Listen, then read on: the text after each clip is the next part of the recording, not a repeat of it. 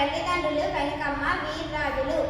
గిడుగు చిన్నతనంలోనే తండ్రి చనిపోవడంతో మేనమామ ఇంట్లో ఉండి విద్యనభ్యసించారు.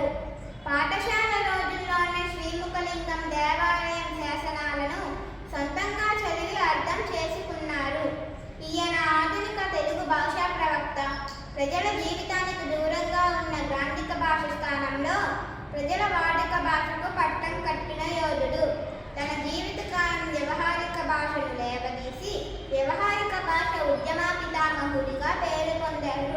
గిరిజన విద్యాభివృద్ధికి కృషి చేశారు. సవరల కోసం సవర భాష మాధ్యమంలో తొలి పాఠశాల నడిపారు. సవర పాటలు కథలు సేకరించి సవర వాచకాలు రూపొందించారు. సవర ఇంగ్లీషు నిఘంటువును రూపొందించడమే కాక సవర భాషలో మౌలికమైన పరిశోధన చేశారు.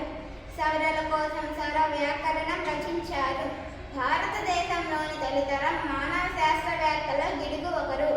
బాలకవి శరణ్యం, ఆంధ్ర పండిత బిషట్కుల భాషాభేషజం మొదలైన గ్రంథాలు రచించారు. ఆంధ్ర విశ్వవిద్యాలయం నుంచి కళాప్రకుండ బిరుదు పొందారు. ఈయన జనవరి 22, 1940 సంవత్సరంలో మరణించారు. ఈయన స్ఫూర్తికి అనుగుణంగా గిరిజనుల గురించిన పాఠ్యాంశాన్ని మన 5వ తరగతి